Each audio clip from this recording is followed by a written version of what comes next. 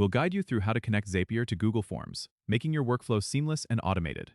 If you find this helpful, consider subscribing and liking the video.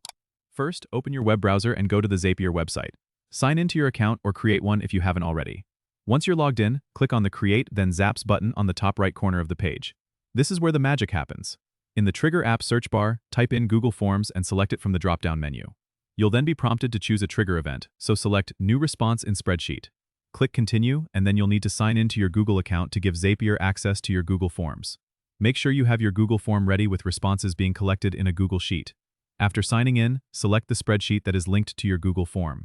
Zapier will then ask you to test the trigger to ensure everything is working correctly, so go ahead and click Test Trigger. If everything is set up correctly, Zapier will pull in the most recent response from your Google form. Next, it's time to set up the action part of your Zap. Click on Choose App and Event and search for the app you want to connect to Google Forms. This could be anything from Gmail to Slack, depending on what you want to automate. Select the app and choose the specific action you want to happen whenever a new form response is received. For example, you might want to send an email or create a task in your project management tool. Follow the prompts to customize your action, and then test it to make sure everything is working as expected. Once you're satisfied, click Turn on Zap and your automation will be live. Congratulations! You've now connected Zapier to Google Forms, streamlining your workflow and saving time. Don't forget to subscribe and comment if this helped you out.